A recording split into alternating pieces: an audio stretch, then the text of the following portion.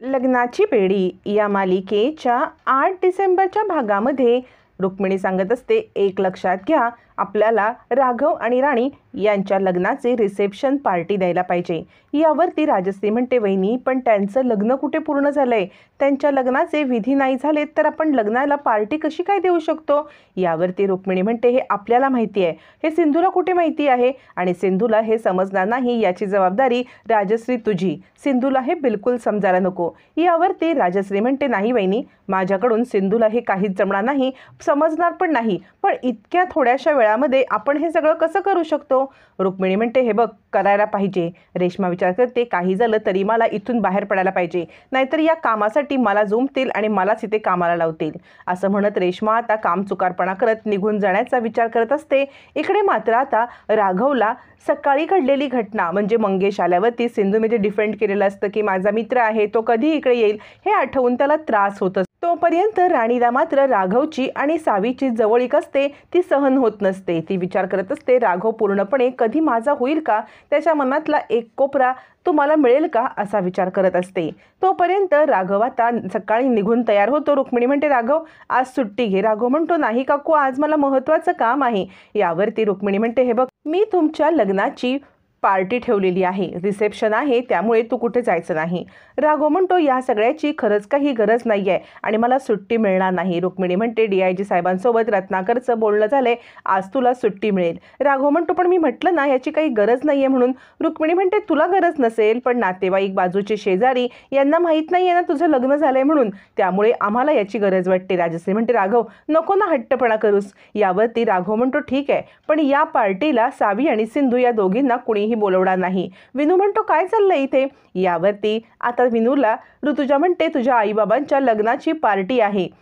विनू म्हणतो, मग मी डॉक्टर काकू आणि विनू म्हणतो, डॉक्टर काकू आणि आता सावीला मी बोलवू का. रुक्मिणी म्हणते, हो, तर त्या दोघींना बोलवल्याशिवाय पार्टी कशी होईल. आणि ती विचार करते, त्या दोघींसाठीच तर पार्टीचा घाट घातलाय, त्या दोघी तर यायलाच पाहिजे.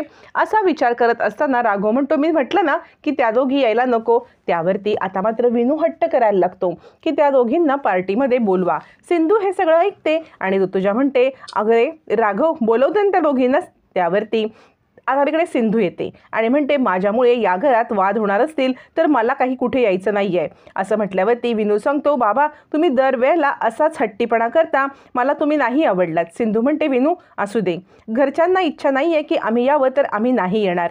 असं म्हणत सिंधू आता सांगते की तुमच्या भावी आयुष्यासाठी तुम्हाला दोघांनाही खूप खूप शुभेच्छा. आणि सिंधू निघून जाते. विनू म्हणतो, बाबा तुम्ही खूप हट्टी आहात, तुम्ही खूप वाईट आहात. माझी मैत्रीण सावी आणि डॉक्टर काकूंना का नाही तुम्ही पार्टीला बोलवत. मधू त्याला समजवत असते, पण तो चिडून तिकडून निघून जातो. मधू म्हणते, राघव काय झालं, त्या दोघींना बोलवलं तर विनूसाठी आपण इतकं तर करूच शकतो ना. पण राघव मात्र हट्टाला पेटलेला असतो. त्यावरती मधू सांगते, म्हणजे त्या दोघीजणी इथे आहेत म्हणून तुला ही पार्टी करायची नाही ना. राघव म्हणतो, तसं काहीही नाही आहे. असं म्हणत राघव डिनाय करत असला तरी त्याला या दोघींनी पार्टीला येऊ नये, कारण त्याला खूप ऑकवर्ड वाटणार असते. आता सावी आपल्या रूममध्ये कपड्यांच्या घड्या घालत असते. त्याच वेळेला राघव तिकडे येतो आणि विचार करतो की ती इंडिपेंडंट आहे मुलगी, म्हणजे किती निरागस आहे, स्वतःची कामं स्वतः करते आणि तेवढीच डेअरिंग बाजसुद्धा आहे. असा विचार करत तो सावीजवळ येतो आणि म्हणतो, सावी बाळा, मी तुला खूप महत्त्वाच्या कामासाठी बोलवायला आलोय. आपल्या घरात पार्टी आहे, त्या पार्टीला तू येशील ना. सावी म्हणते, पार्टी, मला तर पार्टी खूप आवडते, मी नक्कीच येईन. कसली पार्टी आहे. त्यावरती आता मात्र इकडे राघव सांगतो, आमच्या लग्नाची पार्टी. तितक्यात तिथे सिंधू येते. सिंधूला आता सावी सांगते, आई आपण यांच्या लग्नाच्या पार्टीला जायचं का. सिंधू म्हणते, नाही, आपण कुठेही जायचं नाही आहे. सावी म्हणते, आई प्लीज ना, मला यांच्यासोबत जायचं आहे. राघव म्हणतो, तुम्ही असा हट्टीपणा करू नका, मुलीचं मन दुखवू नका. सिंधू म्हणते, माझ्या मुलीचं मन काय करायचं हे मला चांगलं माहिती आहे, ते तुमच्याकडून ऐकायची किंवा शिकायची मला काही गरज नाही आहे.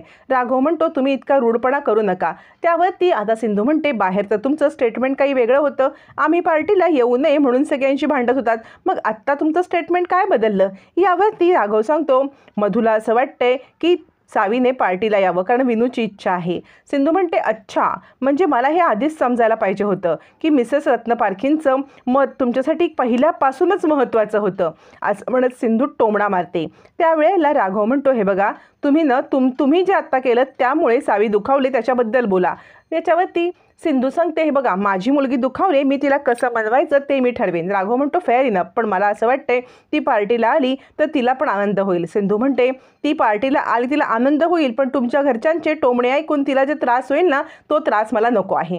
राघव चिडून बाहेर जातो. सिंधू विचार करते, मला कळते राघव तुमच्या मनामध्ये सावीविषयी इतकं प्रेम काय आहे ते.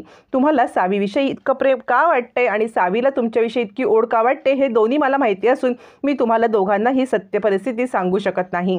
मग आता राघव इकडे सावीला समजवण्यासाठी बाहेर येतो. सावी चिडून बसलेली असते. राघव म्हणतो काय झालं, कुणाचे तरी नाकावरती इतका राग का आलाय, का बरं सगळे इतके रुसून फुगून बसलेत.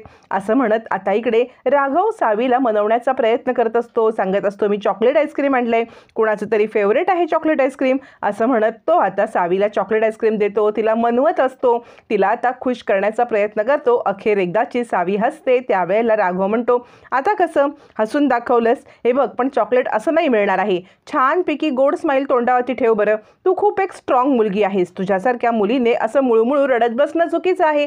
तू मला आत्ता एक प्रॉमिस कर की यापुढे तुला कितीही राग आला, तू कितीही कुणावरती चिडलीस तरी सुद्धा तू अशी एकटी कुठे जाणार नाहीस. तू मला बाबासारखं मानतेस की नाही, तुला माझ्यामध्ये बाबा दिसतो की नाही, मग या बाबाला प्रॉमिस कर की यापुढे तू कुणाचाही राग आला तरी अशी चिडून बसणार नाहीस, मुळूमुळू रडणार नाहीस, स्ट्रॉंग राहशील. यावरती सावी म्हणते प्रॉमिस, मी असं कधीच रडत बसणार नाही. बापलेकीचं नातं आता बघत सिंधू उभी असते आणि सिंधूला बापलेकीचं नातं बघून डोळे भरून येतात. तोपर्यंत राघव म्हणतो तुला काय पाहिजे बोल. सावी सांगते मला फक्त पार्टीला यायचं आहे. राघव म्हणतो आहे कठीण हे, पण लक्षात ठेव मी मनवेन तुझ्या मम्मीला कसंही करून. असं म्हणत आता इकडे राघव म्हणतो इतकंच हवे तुला, पण मी तर तुझ्यासाठी काहीतरी वेगळं आणलं होतं. असं म्हणत राघव आता कॅन्डी फ्लॉक्स म्हणजे जे सिंधूला आवडतात बुड्डी के बाल तेच घेऊन येतो. राघव तिला आता कॅन्डी फ्लॉक्स दाखवतो आणि म्हणतो हे तुझ्यासाठी आणलंय. सावी खुश होते, ते घेते आणि आनंदाने नाचायला लागते. सिंधू आता हा सोहळा पाहत असते. बापलेकीचं प्रेम सिंधूच्या समोर असतं. सिंधू दोघांनाही डोळे भरून पाहते आणि सिंधूने मनाशी ठाम निश्चय केलेला असतो आता काहीही झालं तरी राघवला सावी ही त्यांची मुलगी आहे हे सत्य कळायलाच पाहिजे. आणि अखेर आता सावीच्या हट्टामुळे सावी आता लग्नाच्या रिसेप्शन पार्टीला जाण्यासाठी तयार होते. इकडे सिंधूला आणि राघवला सावीला ज्या वेळेला कॅन्डी फ्लॉक्स देत असतात तेव्हा दोघांनाही रोमॅन्टिक क्षण दोघांचे आठवत असतात. ज्या वेळेला सिंधू नाराज असते, राघव तिला कॅन्डी फ्लॉक्स देऊन आपला मनवत असतो. हे सगळे क्षण दोघांच्याही डोळ्यासमोर तळायला लागतात आणि आता सिंधू प्रेमाने हे सगळं पाहत असते. सावीची आणि राघवची असलेली ओढ, दोघांचं एकमेकांवरील प्रेम या सगळ्यामुळे सिंधू भारावून जाते आणि खूप मोठा निर्णय घेते. अखेर आता इकडे पार्टी सुरू होते. पार्टीमध्ये सावी तयार होऊन आलेली असते, पण सिंधू मात्र तयार नसते. सिंधूने मनाशी ठाम निश्चय केलेला असतो की आता राघवला सगळं सत्य सांगायचं, पण तिथेच आडकाठी आता हा पुन्हा एकदा देखावा येतो. ज्या वेळेला राघव राणीसोबत डान्स करत असतो, फिरत फिरत तो राणीसोबत डान्स करत असतो. सिंधू हे सगळं पाहते. सगळ्यांच्या समोर तो राणीला फूल देऊन प्रपोजसुद्धा करतो आणि छानपैकी सगळं चाललं आहे हे बघितल्यावरती सिंधूला खूपच वाईट वाटतं. किती काही झालं तरी अजूनही सिंधूचं राघवचं सिंधूवरती प्रेम आहे हे दिसत असतं. मग अचानकपणे राघव पलटला कसा, राघव डान्स कसा करतोय याचं सिंधूला खूप वाईट वाटतं आणि या सगळ्यामुळे सिंधू दुखावते. आता दुखावलेली सिंधू खरंच राघवला सावी त्याची मुलगी आहे हे सत्य सांगू शकेल का, की पुन्हा एकदा या सगळ्यामुळे ती आता गप्प बसणार, हे मात्र येणाऱ्या भागातच कळणार आहे.